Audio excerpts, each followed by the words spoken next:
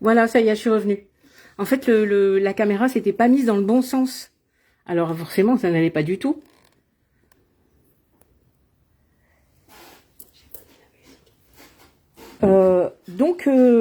Voilà, je vous disais que j'avais choisi les poires parce que les poires, c'est quelque chose de graphique.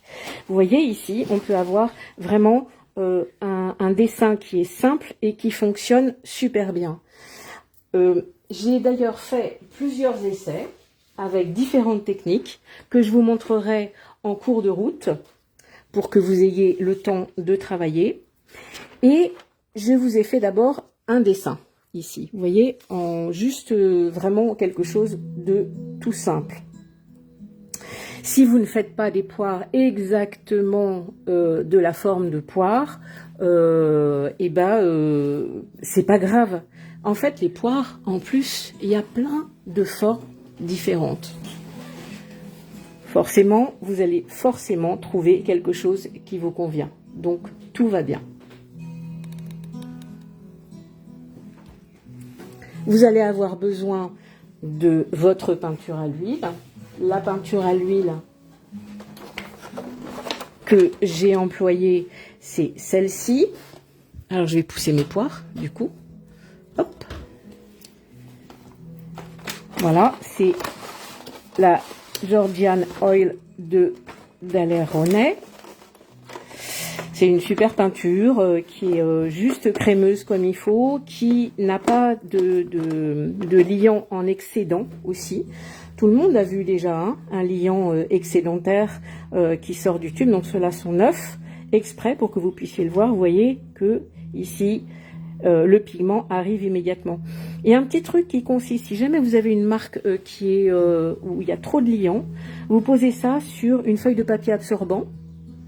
Et ensuite, vous le retirez pour le mettre sur votre palette avec un couteau. Et l'excédent de liant va pouvoir rester sur le papier absorbant. Donc, j'enlève toutes mes couleurs.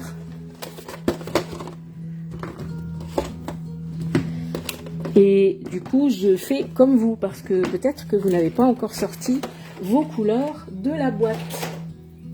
Le papier que nous allons employer, eh bien, c'est ce super papier Figueras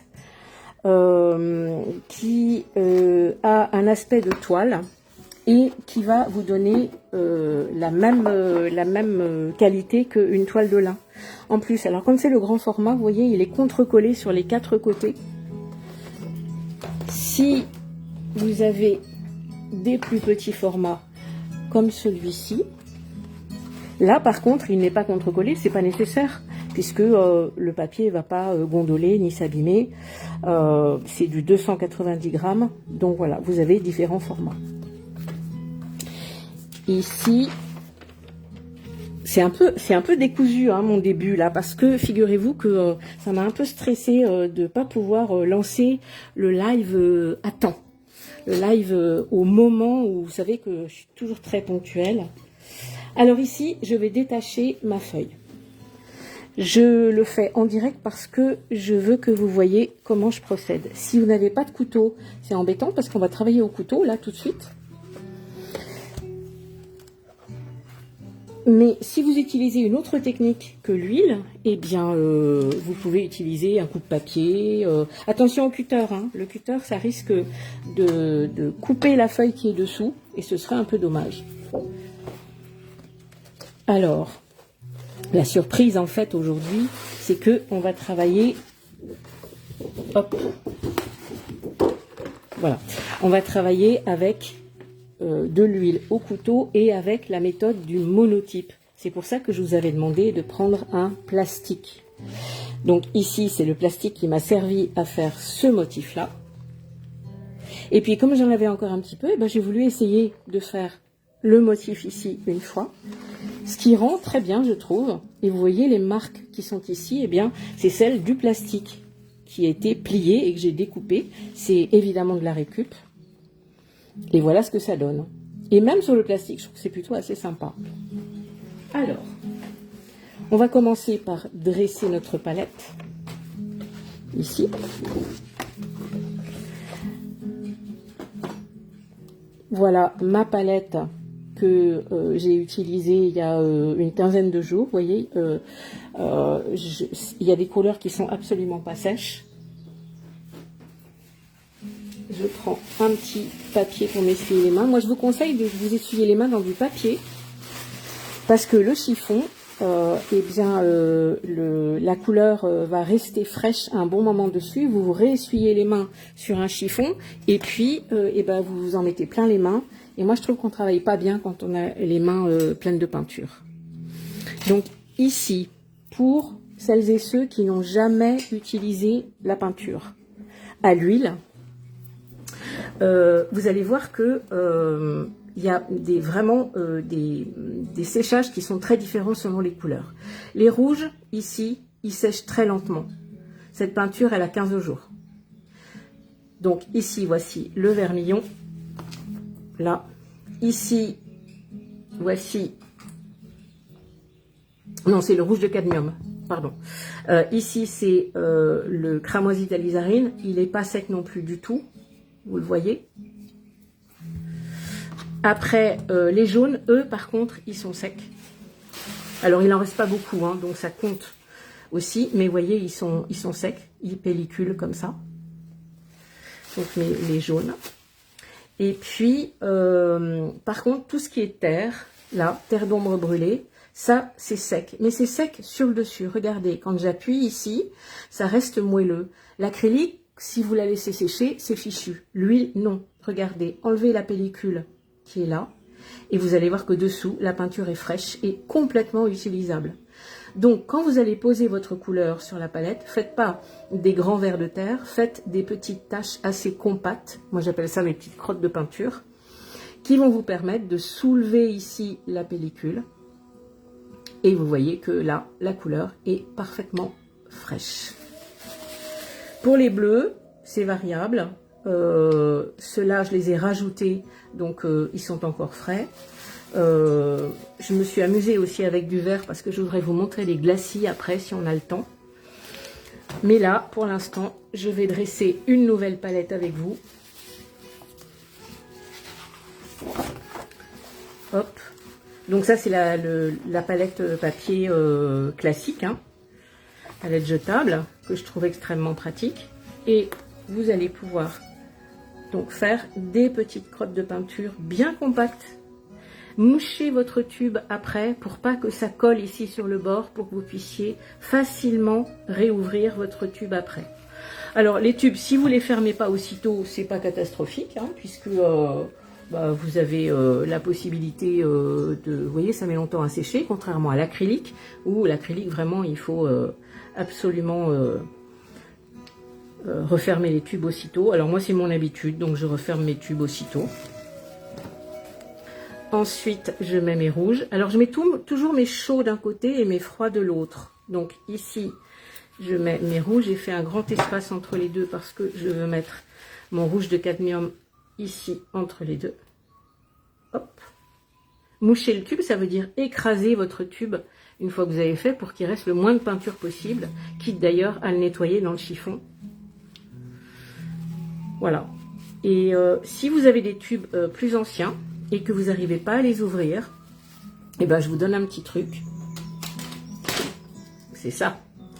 Vous chauffez légèrement le bord du tube en faisant lécher la flamme sur le bord. Pas trop longtemps, hein, parce que sinon vous allez faire fondre le bouchon. Mais il faut juste chauffer un petit peu. Ensuite, vous prenez un chiffon, vous serrez et vous arrivez à ouvrir votre tube. Voilà les petits trucs d'atelier.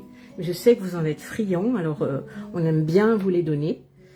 Dominique Pasco vous a donné aussi pas mal de trucs divers et variés dans son cours. D'ailleurs, n'hésitez surtout pas à retourner voir son cours sur la peinture à l'huile. Il était extrêmement bien fait, plein de trucs et d'astuces. Voilà, ça y est, vous avez positionné toutes vos couleurs. Je mets mes bleus d'un côté, puisque c'est dans les froids. J'ai pas sorti de vert ici, parce que les verts sont faciles à faire.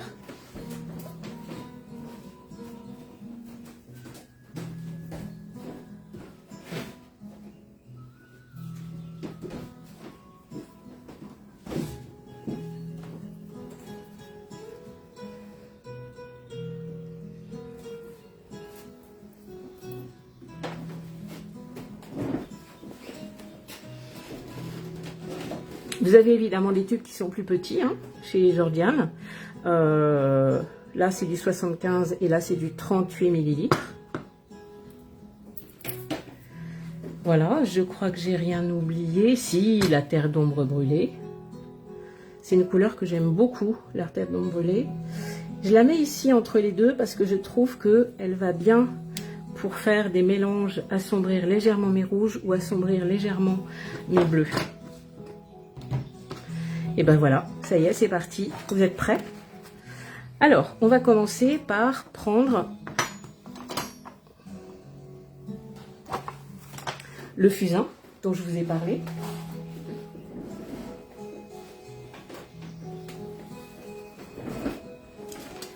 Et on va dessiner nos formes au fusain comme celles que j'ai faites ici.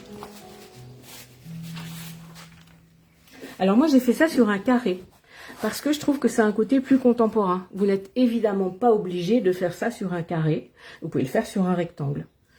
Alors ensuite, une fois que le carré est fait, après je vais découper cette partie-là et je vais la maroufler sur soit sur un panneau en bois, soit sur une toile de lin, une toile de coton, enfin ce que vous aurez, un châssis existant qui permettra d'avoir quelque chose, voilà. Mais vous pouvez le mettre sur un carton aussi, pourquoi pas, ou l'encadrer tel que, puisque si vous mettez un cadre classique, ça marche très bien.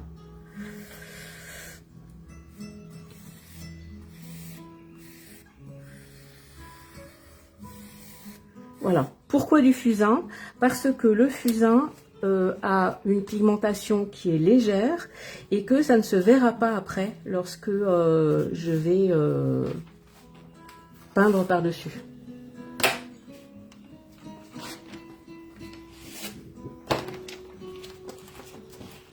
Est-ce que vous voyez bien? En fait, toujours la difficulté, c'est de bien zoomer pour que vous voyez bien et d'avoir suffisamment de place pour moi pour travailler. Je crois que je vais le mettre de l'autre côté. Voilà. Si vous êtes là, n'hésitez pas à faire un petit like. C'est toujours super agréable de voir vos petits likes et vos commentaires. Pour faire une poire, bah écoutez, c'est tout bête, hein. Vous voyez, je vais faire un rond comme ça.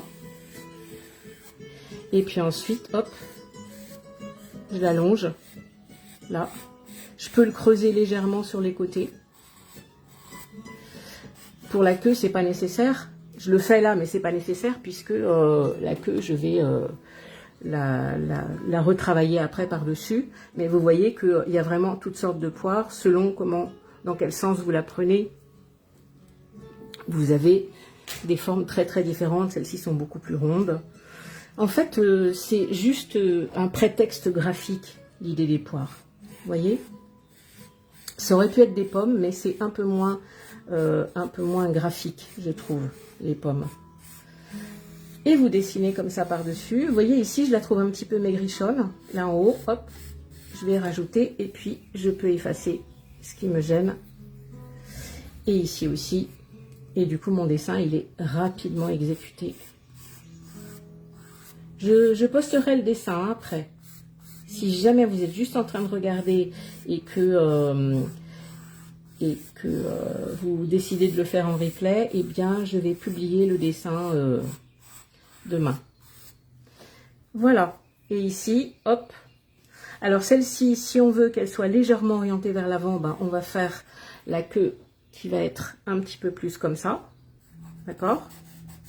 Et si on veut qu'elle soit orientée un peu plus vers l'arrière et qu'on voit la partie ici dessous, eh bien, on va le déplacer et avoir la queue qui va partir plus comme ça. Le sens aussi des petites tiges là est important, donc ne les faites pas toutes aller dans le même sens. Laissez un espace suffisant entre les deux. Ici, elles se chevauchent, mais voilà, si vous avez fait pas suffisamment d'espace, comme je viens de l'observer, ben, je vais l'espacer un tout petit peu. Du coup, je vais effacer ça aussi. Hop. voilà. Et puis peut-être que ici j'ai un peu trop d'espace et que ça pourrait être bien de la descendre un peu. Alors, si vous vous êtes trompé, comme moi, bah vous voyez, c'est tout simple. Vous effacez avec un chiffon, ça ne se verra pas après. C'est pour ça qu'on utilise le fusain et pas le crayon à papier, par exemple. Parce que c'est facile et rapide. Vous voyez, je voudrais bien que ces deux-là soient pas au même niveau. Je trouve que c'est plus joli. Je trouve que ça fonctionne mieux. Celle-ci, elle va être un petit peu plus renflée, un petit peu plus large. Voilà.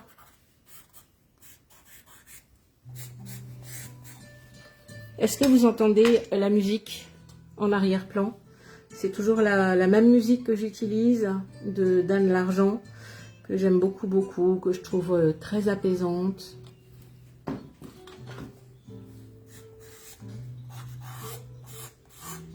Voilà, le dessin est suffisamment abouti.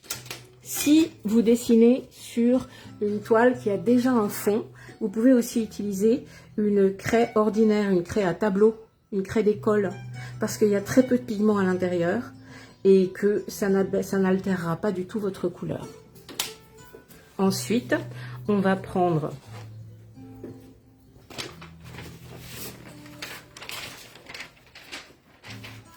notre palette.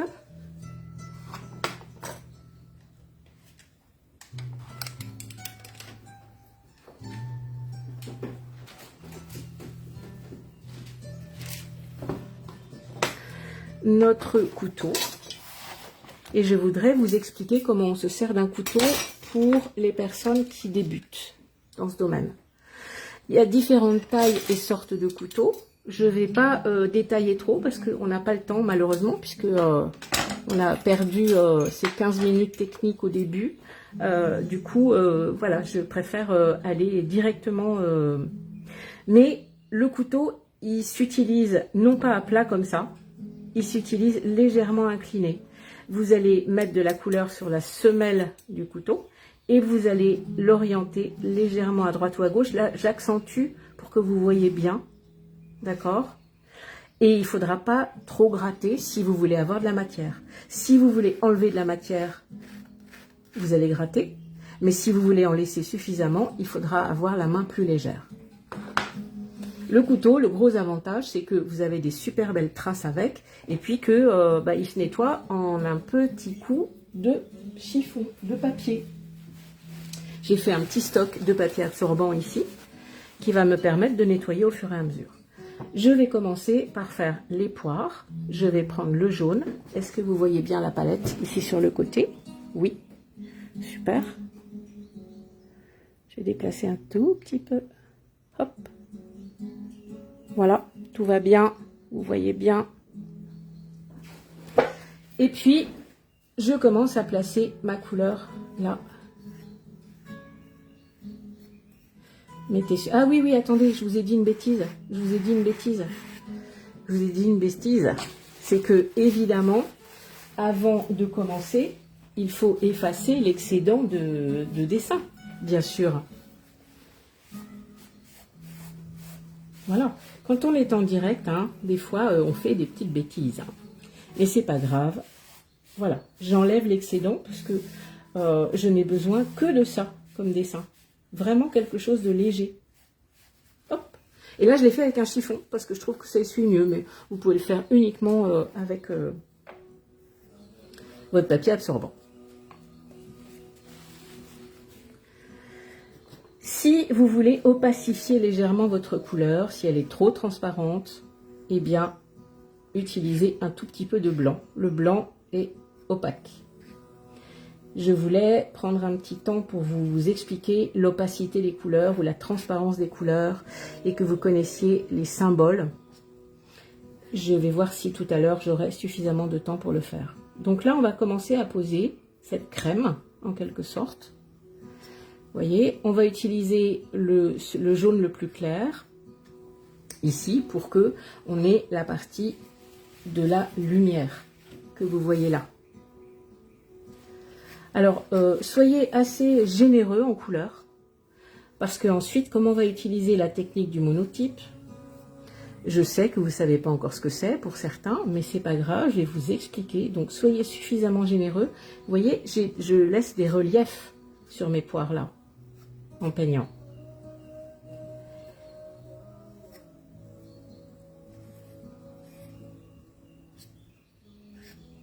Et je les peins toutes les trois en même temps.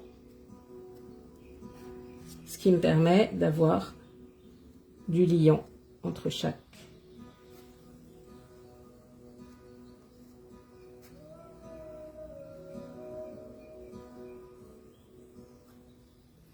Voilà, ensuite je vais fabriquer une autre couleur avec de l'ocre, du jaune, une pointe de rouge.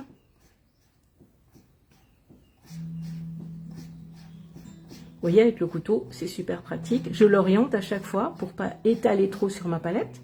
Ça ne sert à rien. Et je veux obtenir un rouge orangé. C'est celle-ci que j'ai achetée tout à l'heure. Je trouvais qu'il y avait un petit peu de rouge dessus. Et voilà, ça faisait. Mais moi, je suis pas dans la peinture réaliste. Hein. C'est vraiment symbolique. Puis ici, je viens poser ça. Et là, je me rends compte que c'est trop sombre. Je trouve que j'ai trop de contraste entre les deux couleurs. Beaucoup trop rouge. Hop, je l'enlève. Vous voyez, je l'ai gratté ici. Et puis, je vais venir refaire une autre couleur avec un petit peu plus de blanc. J'en prends juste une petite partie. Et je viens reposer par-dessus. Voilà, une partie un petit peu plus claire.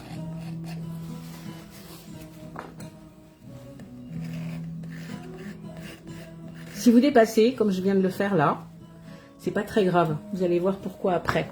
Donc, si vous n'êtes pas parfaitement précis ou précise dans le dépôt des couleurs, c'est pas catastrophique. L'idée, c'est quand même qu'on reconnaisse un petit peu, bien sûr. Ça va être plutôt la partie de l'ombre. Donc, la partie de l'ombre, elle est un peu plus foncée, elle est un peu plus orangée. Ici, je passe par-dessus, ce qui va beaucoup me faciliter la vie. Donc là, j'ai pas terminé, du coup, je vais arrêter ici. Je vais reprendre après. Mettez suffisamment de matière, sinon vous ne pourrez pas faire la suite. Donc il faut faut charger un petit peu, quoi. Voilà. Ici, je vais rajouter une petite zone plus claire entre les deux. Je trouvais que ça faisait une barre un peu droite. Donc hop, je rajoute un petit peu. La touche, donc la façon de poser la couleur, là, elle n'est pas très importante parce que on va faire du monotype avec le plastique. Vous avez prévu votre plastique, hein? Le plastique, c'est ça, hein, dont on va avoir besoin tout à l'heure. C'est du plastique de récup, hein.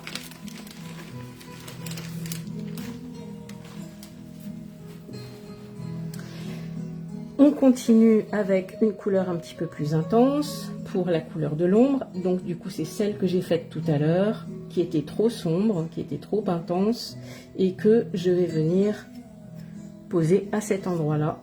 Là, par contre, ça le fait bien.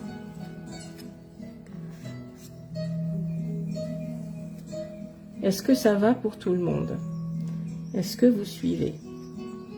Alors, s'il y a des personnes qui ont utilisé d'autres techniques, comme la gouache, l'acrylique, le pastel, eh ben, il faut que vous adaptiez, évidemment, parce que là, ce cours, vous voyez, il est vraiment axé beaucoup sur l'huile. Mais vous allez pouvoir adapter et garder le motif, au moins le motif. Voilà, ici j'ai rajouté un tout petit peu de rouge plus sombre. Et là aussi, donc là, vous voyez que ça symbolise l'ombre. Je pose ma couleur en essayant de suivre quand même un petit peu la forme d'une poire. Mais je m'y attache pas plus que ça.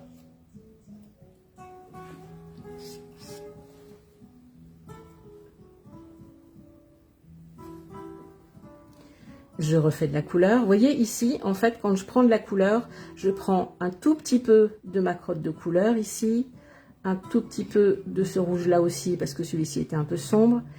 Et j'essaye de ne pas salir l'ensemble. Ici, ça me permet de savoir que ma couleur, elle est restée impeccable. Si j'ai besoin d'un rouge sombre, je sais que je peux aller là-dedans. Et du coup, là, je suis un tout petit peu trop épaisse, un tout petit peu trop sombre. Pas épaisse, sombre. Je vais venir rajouter un peu de jaune dedans pour faire du lien entre les deux couleurs. Voilà. Bah oui, c'est de la patouille un peu, c'est vrai. C'est pas la technique de l'huile classique. Parce que au couteau, c'est un peu différent. Mais vous allez voir, ça va être réussi quand même. Une fois que ça c'est fait, vous allez prendre votre plastique. Que voilà. Parce que on voudrait obtenir, ici, je vais l'approcher tout près de la caméra. Je voudrais obtenir, vous voyez, ces petits arrachages là. Vous les voyez? Eh bien, c'est ça qu'on veut obtenir. Alors que sur le fond, il n'y aura pas ça. Mais je veux une texture différente, un aspect différent. C'est la raison pour laquelle on va utiliser cette technique.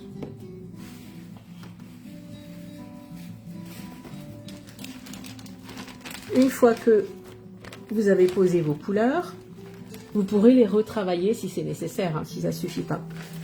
Vous allez venir positionner ici votre plastique. Hop. Voilà, donc c'est un plastique d'emballage ordinaire. Et je le positionne dessus. Hop, c'est tout, rien d'autre. Je vous laisse faire avant de continuer. Le monotype, c'est une technique ancienne qui a été utilisée à l'huile, pas seulement, hein, parce que c'est aussi quelque chose qu'on utilise en gravure simplifiée, mais je ne vais pas développer ça maintenant. Et donc qui permet d'avoir des effets qu'on ne peut pas obtenir uniquement au pinceau ou au couteau. Et ensuite, je passe mon doigt dessus et j'étale là pour que ça colle. Pas trop, parce que si vous avez fait par exemple ici, là vous voyez, j'ai mis plus de matière, et bien je ne veux pas déformer trop la poire. Ici à cet endroit là ça va déformer légèrement, donc tout à l'heure je vais rectifier quand j'enlèverai le plastique.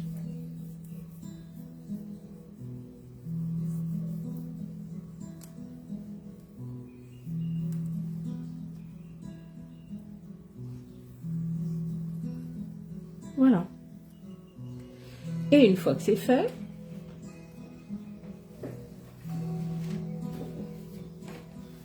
je vais l'enlever. Et je vais l'enlever d'une façon particulière. Soit j'ai la possibilité de tirer comme ça vers le haut, soit j'ai la possibilité de tirer comme ça vers le bas, selon ce que je veux obtenir. D'accord? Donc moi je vais choisir de tirer vers le haut. Parce que j'ai pas envie que ça donne l'impression que ça a dégouliné. Je veux que les pointes se relèvent vers le haut.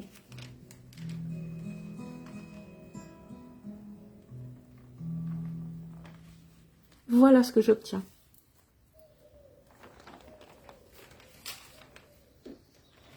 Faites attention, ça colle, hein. La peinture à l'huile, on s'en met partout. Il faut être très très attentif pour pas en avoir partout. Si vous en avez partout, eh bien vous pouvez... Alors vous lavez les mains simplement avec de l'eau et du savon de Marseille, ça marche bien. S'il n'y en a pas beaucoup, comme vous voyez là, comme j'ai sur les doigts, ça va partir avec de l'eau et du savon de Marseille. Et puis sinon, eh bien évidemment, c'est le diluant classique, de l'essence de térébenthine ou du white spirit, comme vous voulez. Moi, j'aime pas trop l'odeur de ces trucs-là, donc j'essaie d'en utiliser le moins possible. Voilà, une fois que ça c'est fait, vous allez pouvoir passer au bleu. Mais le bleu,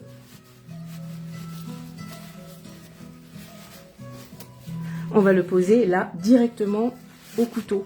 Vous voyez que ici, là, comme je veux pas avoir la même matière. Ici, vous voyez que ça a été fait au couteau. Je peux quand même repasser la feuille de monotype par-dessus si je le souhaite. Mais là, je vais le passer directement au couteau. J'ai pris du bleu parce que je trouve que ça fonctionne bien. Vous allez pouvoir mélanger aussi avec quelques touches de blanc. Et évidemment, je vais avoir un fond qui va être plus lissé, plus tonique. Et ici, je peux recréer la forme exacte que je veux.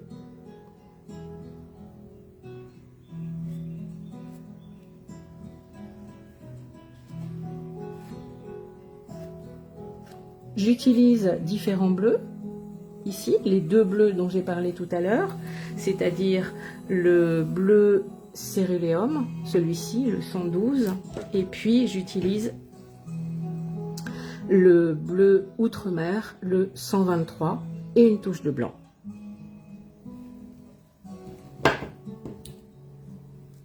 Le blanc, c'est un blanc de titane qui est opaque,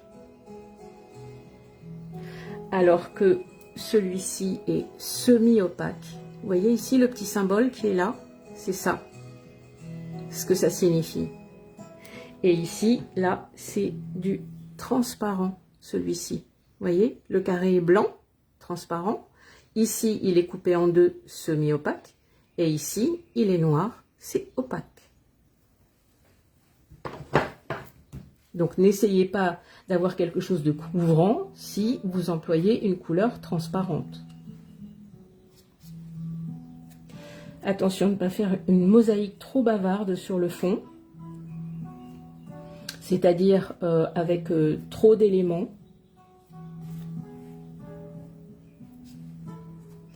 Trop de coups de couteau, trop de traces, je dirais. Parce que sinon, on ne saura plus comment lire votre peinture. Vous voyez, elle va raconter beaucoup de choses. Or, en fait, le thème, le sujet, c'est les poires. Ici, j'ai accroché un tout petit peu de jaune là sur le côté. Évidemment, si je mélange du jaune et du bleu, je vais obtenir un verdâtre. Je n'ai pas envie d'obtenir du vert, donc je l'ai laissé de côté, cette couleur-là.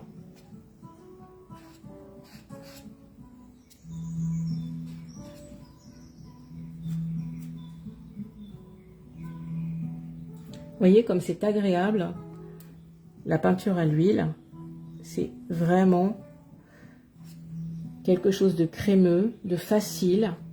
On en fait tout un truc, mais en fait, ça n'est pas plus difficile qu'autre chose. La seule chose, c'est que ça met très longtemps à sécher. Ici, la peinture que j'ai faite là, vous voyez, elle n'est pas très en relief, hein, il n'y a pas énormément. Et elle a mis 15 jours à sécher.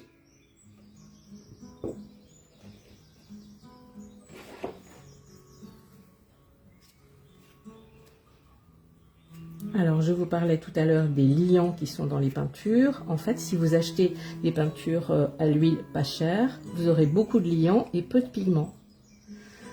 Et dans les couleurs ici de chez Ronet, eh bien, vous avez beaucoup de liants, beaucoup de pigments, pardon, je vous dis des bêtises, beaucoup de liants, beaucoup de pigments et pas beaucoup de liants, enfin juste ce qu'il faut comme liant, quoi. Alors vous voyez ici que j'obtiens vraiment quelque chose de super intéressant sur ce papier toilé qui fonctionne vraiment très très bien, qui a une bonne accroche, qui me permet aussi là de travailler à plat. Normalement, moi je travaille beaucoup sur chevalet, bien entendu, mais là je vais travailler à plat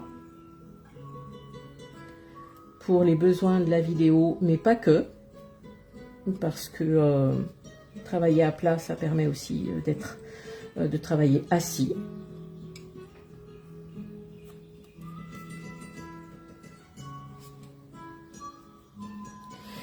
Je n'ai pas fait de support, je n'ai pas fait d'assiette, je n'ai pas fait de table, parce que je trouvais que c'était pas nécessaire. J'avais pas envie. Souvent, ça donne quelque chose de juste un peu trop narratif. Et voilà, ça me tentait pas.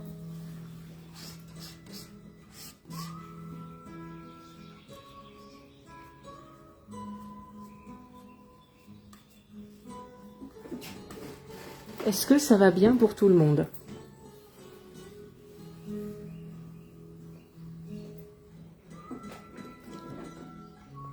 N'hésitez pas à faire des petits commentaires.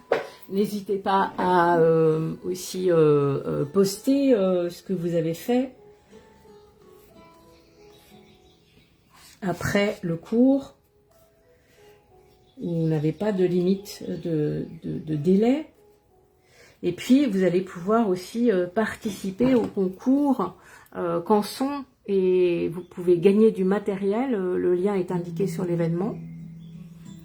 En tout cas, nous, on est toujours très contents de voir les photos de vos œuvres. Je reprends un petit peu de blanc ici. J'ai envie d'éclaircir cette partie-là.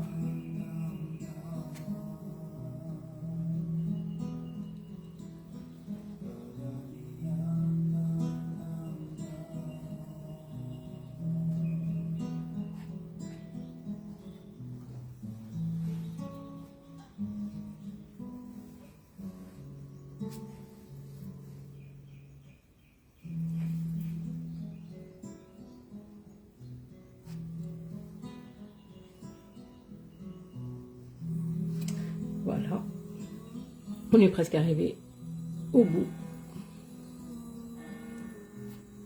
J'espère que je ne suis pas allée trop vite.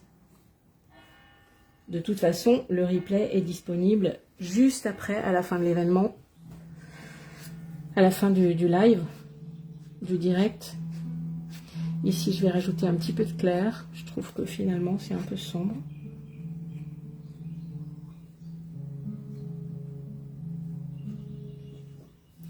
Voilà, vous allez pouvoir lisser si vous voulez, si vous estimez qu'il y a un petit peu trop de détails là. Moi j'ai pris un couteau un peu plus grand.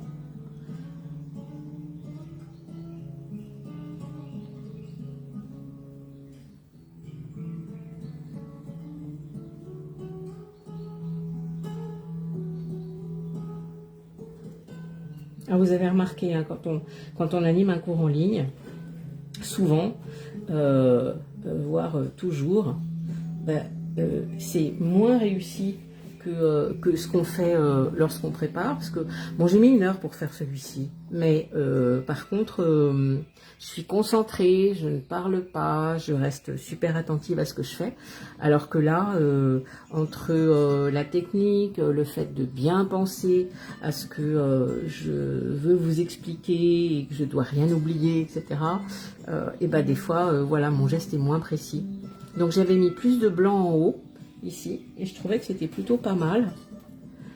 Du coup, si vous voulez faire une modif comme moi, eh bien, il suffit de gratter. Vous voyez, d'enlever l'excédent. Si vous voulez enlever une grande partie, là, vous enlevez avec du chiffon, bien sûr. C'est pareil quand on travaille sur toile, hein. Donc, c'est pour ça que ce papier, il est chouette. C'est que ça vous fait le même principe, quoi. Ici, je vais nettoyer mon couteau, là, et je vais utiliser un petit morceau de chiffon, un petit morceau de papier absorbant plutôt. Hop. J'essuie. J'en ai pris un plus grand juste pour gagner du temps, hein, mais il est bien évident que le couteau que vous avez là, il est suffisant. Si vous en avez qu'un, c'est pas un problème, hein. Et je vais rajouter un petit peu plus de blanc vers le haut.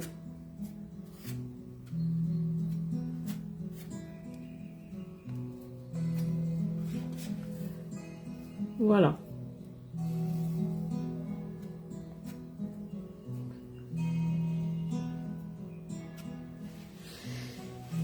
Eh bien, maintenant, vous allez reprendre votre feuille de papier ici, votre feuille de plastique, enfin en prendre même une autre. parce que vous pouvez utiliser un autre petit morceau de plastique si vous voulez faire à nouveau des effets.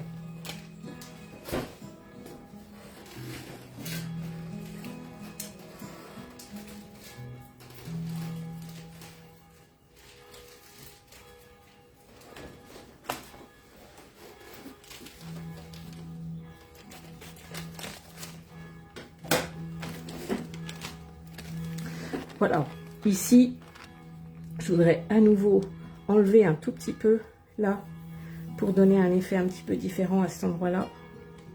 Hop, et voilà ce que ça donne. Mais je ne veux pas le faire partout. C'est pour ça que j'ai pas repris ma feuille tout à l'heure et que j'ai pas réappuyé sur l'ensemble.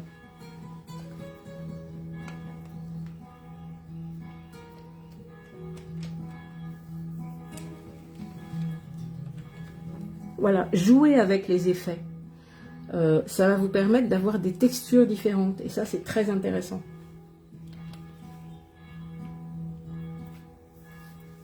Si ça fait un petit peu trop, bah, il suffit de repasser, hein, vous voyez, de lisser certaines parties.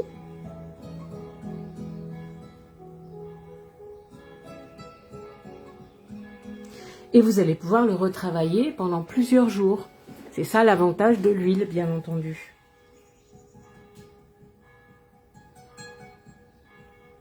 Si vous l'avez fait au pinceau aussi, si vous avez mis suffisamment de matière. Ensuite, je vais prendre le brun.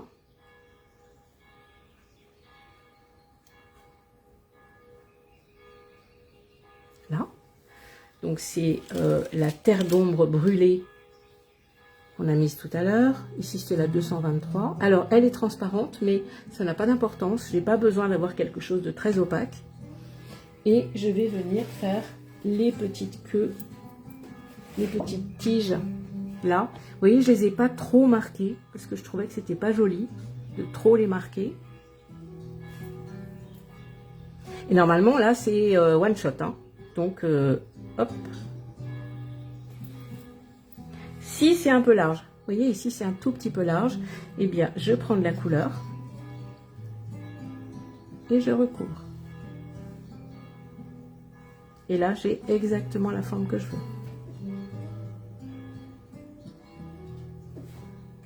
Je reprends, je vérifie donc la couleur que j'ai sur la semelle de mon couteau. Ici, il y a beaucoup de bleu, donc bien évidemment, je ne vais pas utiliser ça tel que. J'ai un peu trop de blanc, donc voilà, je vais le laisser de côté. J'essuie.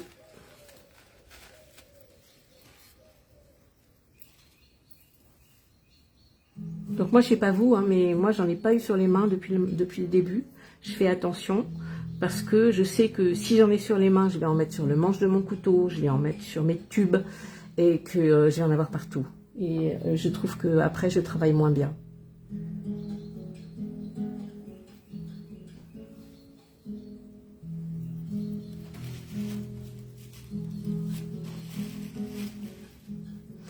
Et ici, par exemple, là, je voudrais que ce soit un tout petit peu plus fin.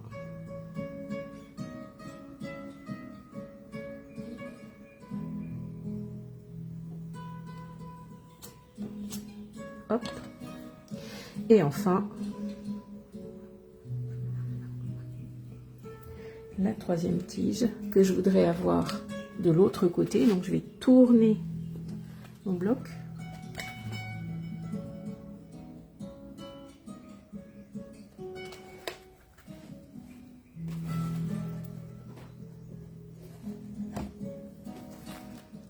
Et voilà ce que ça donne.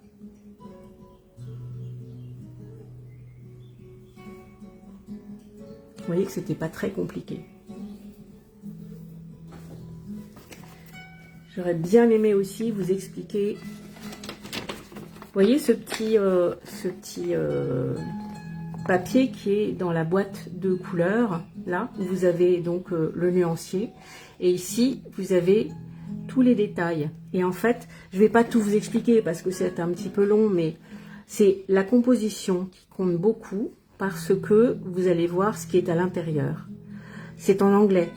Donc, pigment W 4, dans PW4, donc là c'est du jaune de Naples, le 635, eh bien, évidemment, je sais que vous ne voyez pas, hein, même si je me rapproche, je pense que vous n'allez pas voir. Je vais le plier, je crois que c'est un peu transparent. Voilà, donc ici, le PW4, c'est pigment blanc, white 4. PY83, pigment jaune, yellow. PR9, pigment rouge, red. À nouveau du pigment yellow 42 et du pigment white 6. Vous voyez, ici, il y a 5 pigments à l'intérieur. Par contre, le 651, le jaune citron, eh bien, c'est que du pigment yellow, jaune 3. Donc, elle est monopigmentaire. Tenez en compte parce que si vous avez déjà beaucoup de mélange, c'est comme à l'aquarelle, hein, je vous avais déjà expliqué ça à l'aquarelle. Si vous avez beaucoup de mélange, eh ben, c'est un petit peu plus compliqué d'avoir des mélanges qui vont être plus faciles à obtenir. Voilà, je crois que je suis arrivée au bout. Alors, pour ça, parce que je voulais vous parler des glacis, parce qu'on entend beaucoup parler des glacis et que souvent on ne sait pas ce que c'est.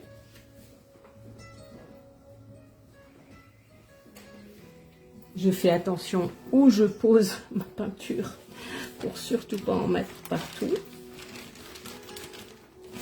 Je ne sais pas quel papier vous avez utilisé, quel format plutôt vous avez utilisé.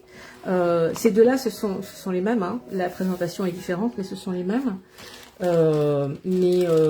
Voilà, dans le Figueras, je vous l'ai dit, vous avez plein de formats différents. Moi, j'ai utilisé le plus grand ici. C'est celui-là.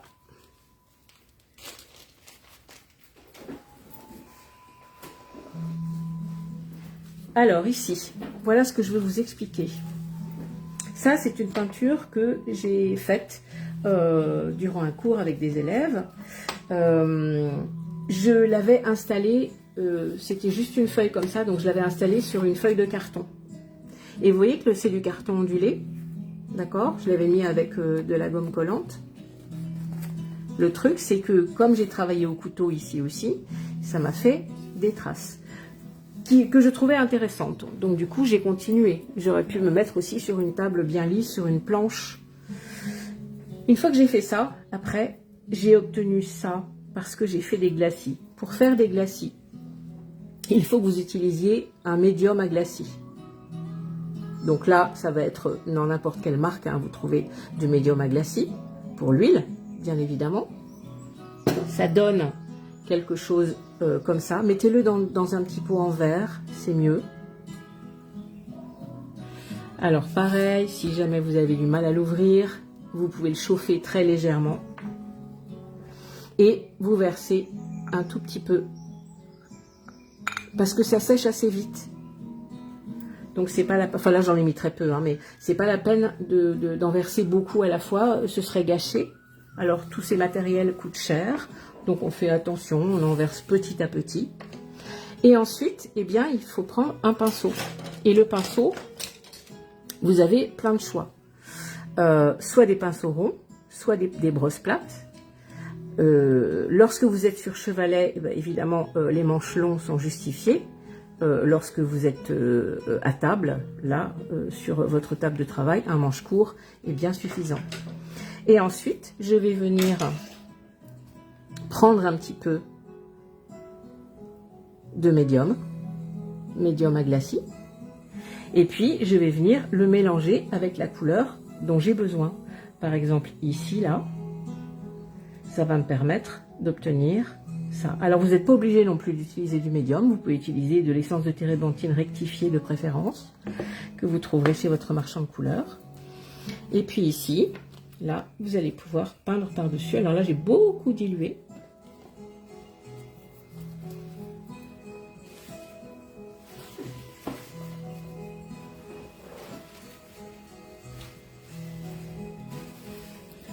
Je vais mettre ça dessous pour ne pas déborder, pour pas tacher tout. Donc ici, je vais en reprendre un petit peu plus. Et l'intérêt, c'est que on voit le dessous. Ici, j'ai opacifié, mais vous voyez, là, c'est légèrement rose, là, et c'est parce qu'il y avait ça dessous. Et là, pareil. Par contre, ça va rester très brillant. Hein. Le médium, c'est quelque chose qui reste très brillant. Si vous n'aimez pas que ce soit brillant, il faut revernir avec du vernis mat par-dessus, une fois que c'est bien sec, et pas avant. Voilà. Et vous allez pouvoir laisser sécher et remettre des couches successives. C'est comme des calques, vous voyez, des calques colorés que vous allez rajouter sur votre peinture, qui vont vous permettre de modifier la couleur qui est dessous. Et là, bien évidemment, si, alors je fais exprès de ne pas avoir la même couleur pour que vous vous rendiez compte, mais vous voyez, là, il y avait un fond jaune qui avait été fait à l'acrylique d'ailleurs, pareil, sur le papier Figueras de Canson, parce que moi j'utilise beaucoup celui-ci quand je peins pas sur toile, et ça me permet,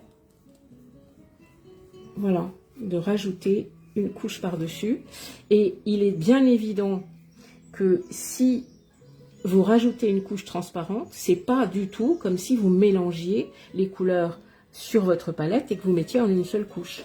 Ça va donner quelque chose de beaucoup plus riche, de beaucoup plus profond. Si vous voulez faire un coucher de soleil avec des effets de lumière dans le fond, et bien évidemment qu'il va falloir que vous fassiez d'abord un fond et puis ensuite que vous mettiez du médium et de la couleur pour faire des glacis. Et là, vous allez pouvoir obtenir quelque chose comme ça. Donc là, je le passe au pinceau parce que je veux quelque chose de plus lisse. Et puis, ici, pour obtenir les effets de nuages, je veux des nuages qui sont un petit peu plus opaques, un petit peu plus présents. Donc, je ne vais pas mettre de médium. Je ne vais pas mettre d'essence de térébenthine. Je vais essuyer légèrement mon pinceau. Et puis, je vais venir chercher ma couleur directement, sans la diluer.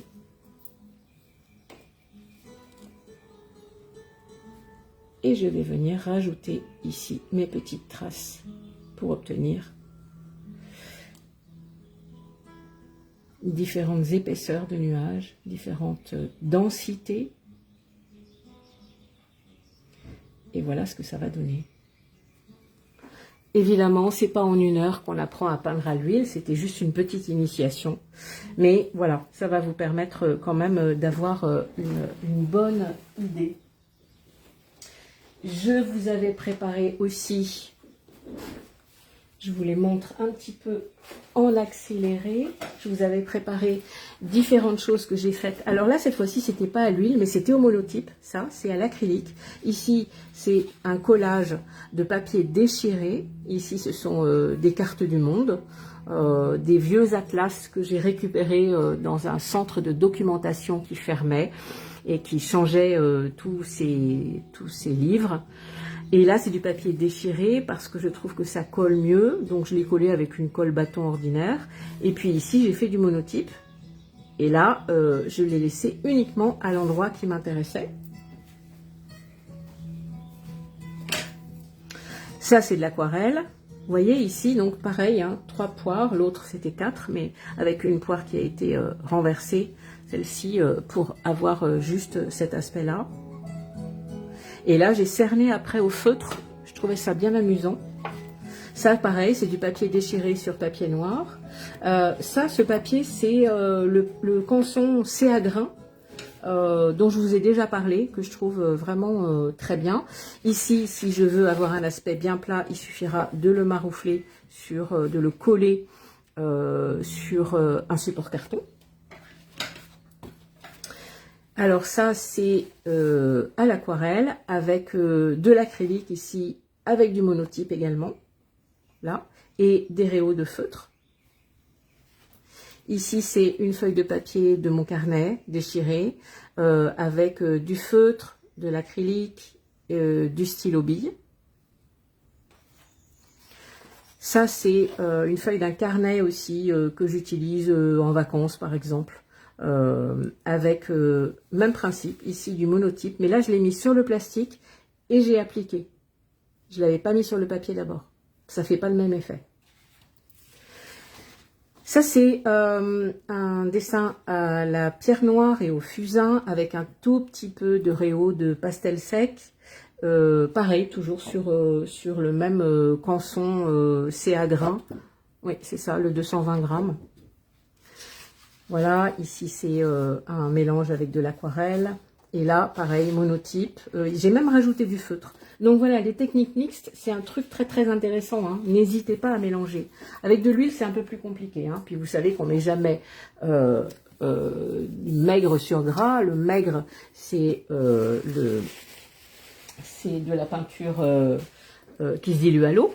Et puis le gras, c'est de la peinture qui se dilue à l'essence. Et puis, je me suis aussi bien inspirée de ce livre de Wajman, Ni nature ni morte, parce que, ben, en fait, les natures mortes, ça peut être très, très intéressant. Donc, les vies de la nature morte. Et ben, c'est un livre actuel que vous pouvez trouver facilement. J'avais fait pas mal de repères sur différentes natures mortes que j'ai trouvées, que je trouvais très intéressantes. Donc voilà, on n'a plus vraiment le temps de les détailler, mais vous allez pouvoir le feuilleter dans une librairie et aussi l'emprunter probablement dans votre bibliothèque préférée.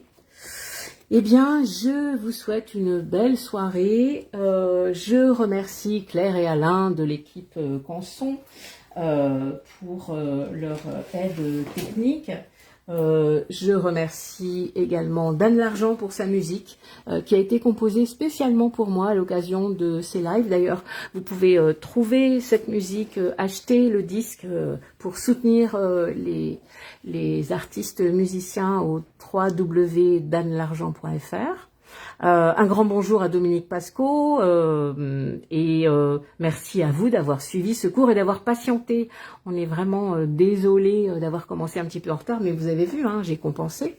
Je vous souhaite une très belle soirée, postez vos créas sur le groupe et je vous dis à une prochaine fois.